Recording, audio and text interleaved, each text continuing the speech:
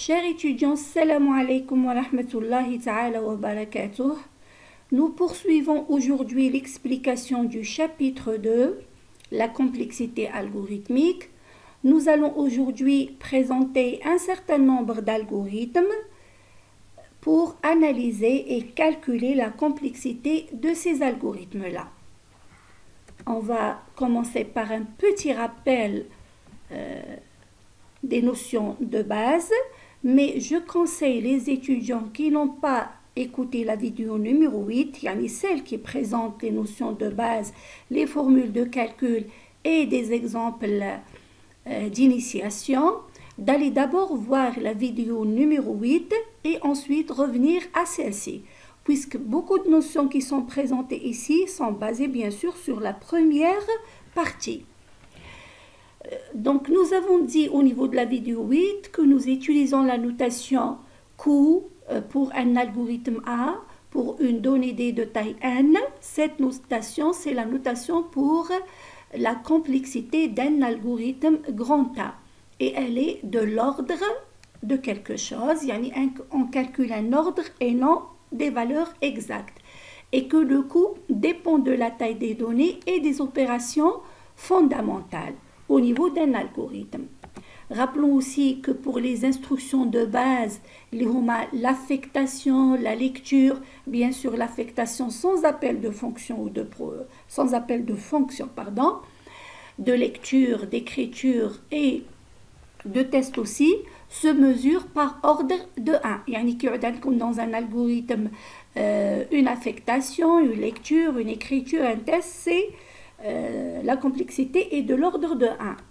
Pour la séquence, il y a une suite d'instructions l'une après l'autre, la complexité de la séquence complète, c'est la somme des complexités des instructions qui composent la séquence. Pour le choix, il y a ici conditions, alors séquence 1, sinon séquence 2. La complexité, c'est quoi? C'est le coût de l'évaluation de la condition plus le maximum entre le coût de la séquence 1 et le coût de la séquence 2.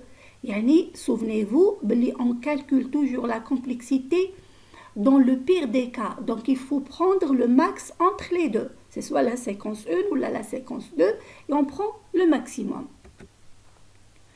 Pour la répétition, on a donné cette formule-là. D'accord, le coût d'une boucle D, c'est quoi? C'est le coût de l'évaluation de la condition de sortie au niveau de la boucle plus le coût de la séquence de la boucle. Mais nous l'avons détaillé au niveau de la vidéo numéro 8 et nous avons utilisé cette formule détaillée au niveau des exemples qui ont été déjà traités dans la vidéo précédente. Pour les sous-programmes, nous avons donc auparavant présenté la notion, disant que pour les sous-programmes, la complexité c'est quoi? C'est la somme des instructions de base des différents sous-programmes, sachant que ces sous-programmes-là ne comportent pas de la récursivité, puisque s'il y a des appels récursifs, il faut faire recours à la résolution de relations de récurrence. Très bien. Maintenant, c'est la nouvelle partie, c'est les nouveaux exemples. La vidéo précédente, c'était l'exemple 1 et l'exemple 2, des exemples de base. À partir du troisième exemple, ça commence à devenir plus important. Donc, on vous dit soit la boucle intérieure d'un algorithme de tri, le tri par sélection, trouver le nombre d'actions exécutées et la complexité de cet algorithme. Voici l'algorithme de tri dit par sélection. Voyez, la première remarque, c'est qu'on est en train de donner uniquement le code. On ne donne pas la partie déclaration et données, puisqu'on s'intéresse à la complexité temporelle d'un algorithme.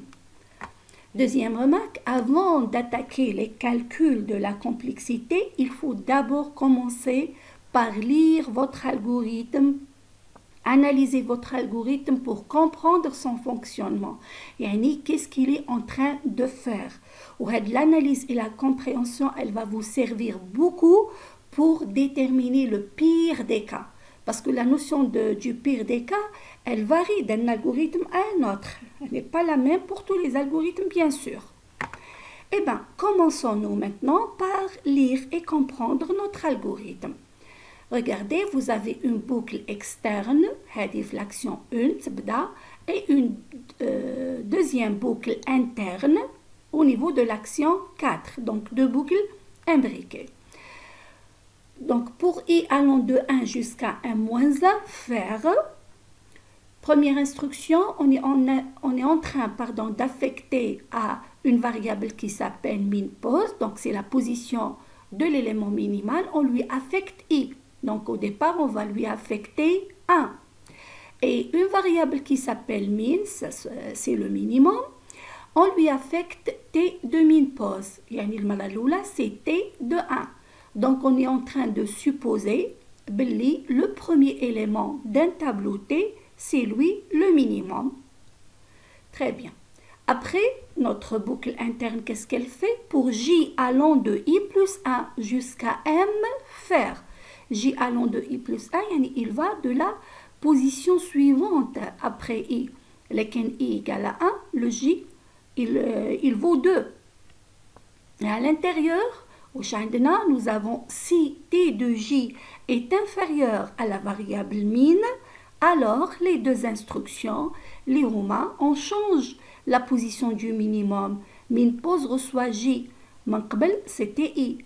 Et maintenant, puisqu'on a trouvé que l'élément t de j, un élément du tableau, est inférieur à l'élément qui était précédemment le minimum. Donc on change les deux affectations.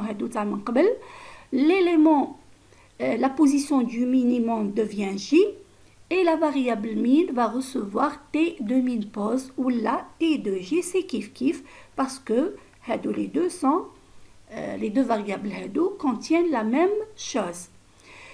Donc, et on continue cette boucle. Qu'est-ce qu'on est en train donc de la boucle interne? En réalité, qu'est-ce qu'elle est en train de faire? Elle est en train de chercher l'élément minimal du tableau T, ok, et le placer quand on sort. Quand on sort de la boucle, qu'est-ce qu'on fait? On affecte à t de min pose t de i. C'est une sauvegarde là. On sauvegarde t de i dans on sauvegarde t de i dans t de min pose. Et après, t de i recevra l'élément minimal. Donc, si le i est égal à 1, la première itération de la boucle externe, qu'est-ce qu'on a fait? On a affecté à la première case du tableau l'élément, le plus petit élément du tableau. On reprend. Le i sera égal à 2. Les affectations, le deuxième élément du tableau sera considéré comme étant l'élément minimal avec sa position. Et on va le comparer à la suite des éléments du tableau. À partir de 3 jusqu'à m. À chaque fois, on fait le test. La boucle, vous voyez qu'il y a le test. Si t de j est inférieur à min, alors on change la position du minimum et on sauvegarde l'élément qui est le plus petit pour le moment, on le sauvegarde au niveau de la variable min. Et ainsi de suite, en sortant de cette boucle, même chose, on sauvegarde l'élément qui se trouve, l'élément t de i, on va le sauvegarder dans la case où se trouve l'élément qui est actuellement le minimum et qui lui-même, regardez, il n'a pas été l'élément, même s'il sera écrasé, il est déjà sauvegardé au niveau de la variable min à cause de cette affectation qui est là. Ok, donc le fait d'affecter t de i à t de min pose, nous n'avons pas perdu l'information qui était là. Elle est sauvegardée dans la variable min et on affecte la variable min à la case du tableau d'indice i. Donc d'indice 2, la deuxième itération de la boucle externe. Et on va continuer ainsi de suite jusqu'à arriver à i égale à m moins 1. Donc qu'est-ce qu'on est en train de faire? En réalité, les deux instructions, bien sûr, le traitement ou la comparaison, on est en train d'affecter le minimum actuel du tableau aux différentes positions I allant de 1 jusqu'à la dernière case du tableau. D'accord? Donc en réalité, on est en train de trier le tableau dans l'ordre croissant. يعني من الصغير الكبير من l'élément minimal ou le deuxième élément minimal et ainsi de suite. Donc c'est le tartib tasaoudi. Donc, et il est dit tri par sélection. Pourquoi? Parce qu'on est en train de sélectionner l'élément minimal du tableau et l'affecter à sa bonne position. Il y a d'autres types d'algorithmes de tri, par insertion, par bulle, etc. On passe maintenant à l'analyse et le calcul de la complexité de l'algorithme tri. Rappelons d'abord la formule d'évaluation de la complexité d'une boucle.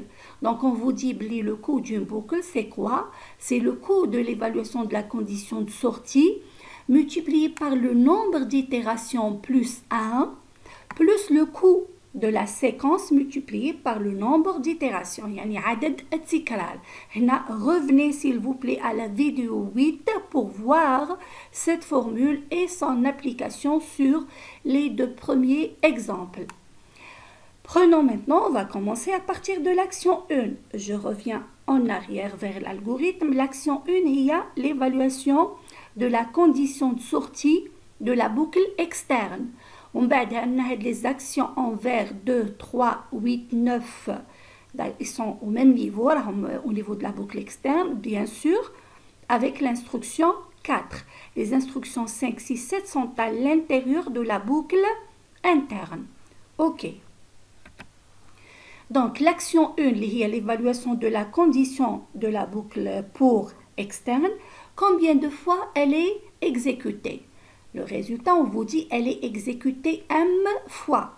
Pourquoi maintenant M fois? Car elle sera exécutée il y a combien de fois? La condition de sortie, elle va être évaluée selon le temps qu'elle nécessite elle-même. Elle est de l'ordre de 1, c'est un test. Multiplié par le nombre d'itérations plus 1. Il va falloir donc déterminer le nombre d'itérations. Maintenant, au niveau de cette boucle, pour, notre pas est égal à 1. Alors, d'après toujours la vidéo précédente, la vidéo numéro 8, la vidéo précédente 9, c'est pour un exercice. La vidéo 8, c'est la première partie du chapitre complexité. Donc, on a ici, pour l'algorithme tri, le pas est égal à 1. L'algorithme toujours. Voilà, regardez, pour i allant de 1 jusqu'à m moins 1, il n'y a rien du tout, par défaut, c'est 1. Donc, le i, il est incrémenté par 1. Donc, le pas égal à 1.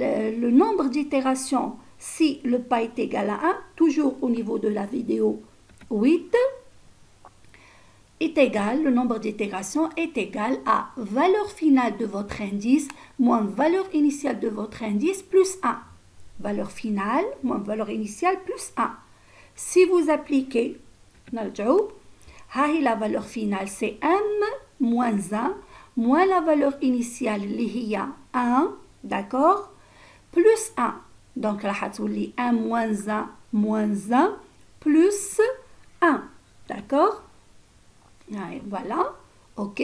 Valeur finale moins valeur initiale plus 1, elle va vous donner m moins 1. M-1, c'est le nombre d'itérations. Et pour l'évaluation de la condition de la boucle, دايما نزيدو une fois pour la sortie. يعني دايما pour la condition d'une boucle, نزيدو le dernier test en test, نلقاو بلي la condition n'est pas vérifiée et on sort de la boucle. Elle a dit دايما نزيدو 1 pour la condition de la boucle. Par conséquent, l'action 1 est exécutée, nombre d'itérations plus 1, multiplié par l'unité elle-même du test qui est 1 et ça va vous donner m fois. Donc c'est l'explication de ce nombre m fois d'exécution de l'action 1. Maintenant les actions en vert, l'algorithme, les huma 2, 3, 8 et 9. Les actions, elles font partie de la boucle externe. Madame, la condition là, elle est exécutée une fois. Par conséquent, les actions à l'intérieur sont exécutées m-1 fois. Si je ne veux pas appliquer de formule. Si je veux appliquer une formule, ça va être l'ordre de chacune multiplié par le nombre d'itérations. Et on vient de trouver, je reviens, les actions donc 2, 3, 8, 9, chacune a une complexité de l'ordre de 1. Homa, c'est des affectations, chacune elle est de l'ordre de 1. Toujours revenir vers la vidéo 8. Elles sont exécutées m-1 fois. Au niveau de la boucle. Une fois, on vous dit, sur chaque itération de la boucle externe, la BE, donc c'est de l'abréviation, c'est après la suite. Pourquoi? Car le nombre d'itérations, c'est valeur finale moins valeur initiale plus 1 égale la valeur finale. Il y a 1 moins 1 plus 1 et ça va vous donner m moins 1. Très bien. خلصنا مع l'action 1, les actions l'action 1, les actions en vert, كامل. Maintenant, on va voir l'action 4, la condition, l'évaluation de la condition de sortie de la boucle interne. Ok? On vous dit, à la première itération de la boucle externe, le itana, il vaut 1. L'action 4, l'évaluation de la condition de sortie de la boucle interne, combien de fois elle est exécutée? La réponse, c'est qu'elle est exécutée m fois. Un fois, pourquoi? C'est toujours le nombre d'itérations plus 1 multiplié par 1. Et qui, le nombre d'itérations, c'est quoi? C'est valeur finale moins valeur initiale plus 1. Et avec ce plus 1, vous aurez plus 2. Yani, dorénavant, si le pas est égal à 1, je peux dire directement, pour la condition de sortie d'une boucle, le nombre d'itérations est à plus 1, je peux l'écrire avec valeur finale moins valeur initiale plus 2 directement, à condition que le pas est égal à 1. Attention, hein, si le pas est différent de 1, vous ne pouvez pas appliquer cette formule-là. On va revenir vers l'algorithme pour voir. La valeur finale. La valeur initiale, on a le i égale 1, donc le j combien il vaut? Il vaut 2. Donc ça va être m moins 2 plus 2. Le résultat c'est quoi? C'est m. M moins 2 plus 2, multiplié par 1, ça c'est l'ordre d'exécution du test lui-même. Est-ce que j est inférieur ou égal à m? Donc, et ça vous donne M. Très bien. Maintenant, l'action 5, il y a le test à l'intérieur de la boucle interne. Combien de fois il est exécuté? Naljo toujours en arrière pour voir l'algorithme. Le test est à l'action 5. Si T de J est inférieur à min, alors le test est à chaque fois l'indrou la boucle, on doit exécuter ce test. Le si T de J est inférieur à min. Madame elle est exécutée une fois, le test il sera exécuté m-1 fois. La condition a une exécution en plus qui nous fait sortir de la boucle. La boucle encore une fois. Donc, c'est m-1 fois. Maintenant, on va voir pour les instructions 6 et 7. Ok, voilà, l'action 5, le test de si est exécuté m-1 fois. Les actions maintenant 6 et 7. Les actions 6 et 7, c'est le bloc alors. Le bloc c'est non, on ne fait rien du tout le bloc c'est non. Donc le max le bloc alors. La séquence 1, madame le sinon me fait, on ne fait rien du tout, laquelle le T de J est supérieur à min. On ne fait rien du tout. Maintenant, le max nous résout le bloc alors et il faut raisonner sur le pire des cas. Le pire des cas pour le tri d'un tableau, c'est que ce test-là est toujours vérifié. L'action 5 est exécutée à moins une fois. Mais le test est toujours vérifié. Le test est vérifié, non vérifié. Mais si on prend le pire des cas, le test il est toujours vérifié. Par conséquent, les deux actions vont s'exécuter automatiquement après le test. معنى هذا بلي كل ما نديرو لو تيست نلقاو بلي تي دو جي راهو اقل من مين. Eh ben c'est quoi ça? C'est que le tableau initialement il est trié dans l'ordre décroissant. Dans l'ordre décroissant, T de J est inférieur à مين. يعني من الصغير ترتيب تنازلي من الكبير للصغير. Et par conséquent le test est toujours vérifié, d'où les deux instructions 6 et 7, elles s'exécutent à chaque fois qu'on effectue le test. Voilà, qu'est-ce qu'on a dit ici? Et en supposant le pire des cas où les éléments de la collection du tableau sont dans un ordre descendant, راهم في ترتيب تنازلي وإحنا حابين نديرو ترتيب تصاعدي. Les actions 6 et 7, chacune en ordre de 1, puisque c'est des affectations, elles seront exécutées n-1 fois. Vous voyez, le pire des cas, il est très important. Voilà, un algorithme, il faut chercher le pire des cas pour cet algorithme-là. OK. Maintenant, à la deuxième itération de la boucle externe, le i égale à 2, l'action 4, il y a la condition de l'évaluation de sortie de la boucle interne, combien de fois elle va être exécutée. On applique, le résultat c'est n-1 fois, mais il suffit d'appliquer toujours la formule valeur finale moins valeur initiale plus 2. Pourquoi? Parce que le pas est égal à 1.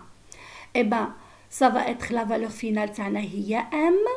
Le j, il vaut 3, parce que le i vaut 2. Et le j, c'est i plus 1, donc c'est 3. Donc c'est m moins 3 plus 2. Le 2 est là, plus 2. Et ça donne m moins 1 fois. Les actions 5, 6 et 7, voyez, on les a regroupées. Madame 6 ou 7, le pire des cas, 6 et 7 s'exécutent à chaque fois que le test au niveau de l'action 5 est exécuté. Donc les actions 5, 6, 7, elles sont exécutées m-2 fois, puisqu'ils sont à l'intérieur de la boucle. Et ainsi de suite. À la dernière maintenant itération de la boucle externe, le i, combien il vaut? Il vaut m-1. L'action 4, combien de fois elle va être exécutée? Elle est exécutée 2 fois.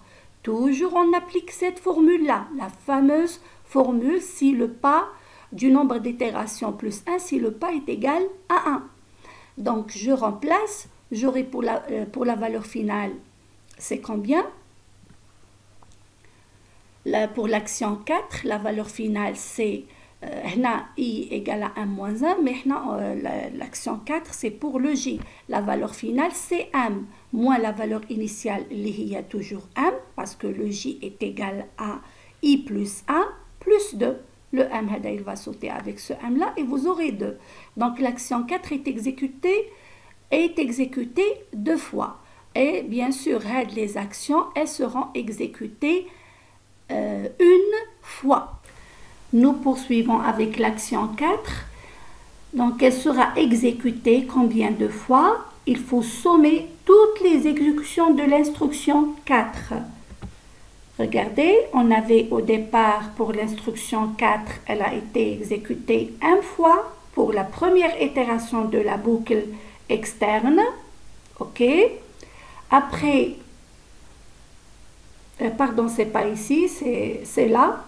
Elle a été exécutée 1 fois pour la première itération de la boucle externe, 1 fois pour la deuxième itération de la boucle externe et ainsi de suite jusqu'à la dernière itération où elle a été exécutée 2 fois. Donc pour l'instruction 4, elle est exécutée 1 plus 1 moins 1 plus 1 moins 2, etc. jusqu'à 2. qui donnera la somme de cette suite qui est une suite arithmétique, يعني متتالية عددية. La somme vous donnera ce résultat. Et puisque c'est le premier exercice, on va vous rappeler certaines notions mathématiques. C'est la somme pour une suite arithmétique qui progresse de 1. La somme est obtenue par la formule nombre de termes multiplié par le premier terme plus le dernier terme sur 2. يعني متتالية عددية كي نحبوا نلقاو الجمع سي كوا سي عدد العناصر multiplié par العنصر الأول زائد العنصر الأخير قسمة 2. Et le nombre de termes, puisque la progression est de 1, c'est quoi? C'est la formule valeur finale moins valeur initiale plus 1. Le premier terme, ça va être toujours la valeur initiale. Le dernier terme, c'est la valeur finale divisée par 2. Donc, on est passé vers ce qu'on connaît déjà. Et on applique, regardez, si vous appliquez, la valeur finale ici, c'est quoi? C'est M. La valeur initiale, c'est 2. OK. Donc, valeur finale, il y a M moins 2 plus 1. Et je suis en train de remplacer ici.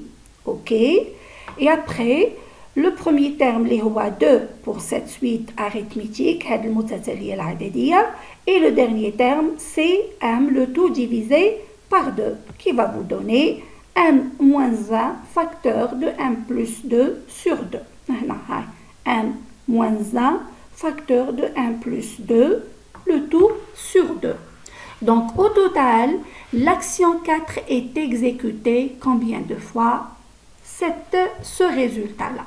خلصنا مع l'instruction 4. Allons voir maintenant les instructions 5, 6 et 7. La même chose. هما تاني شفناهم pour la première itération de la boucle externe. Les instructions 5, 6 et 7 dans le pire des cas, elles sont exécutées -1 fois. Je fais le pire des cas pour cet exemple-là. Nous, le tableau est trié dans l'ordre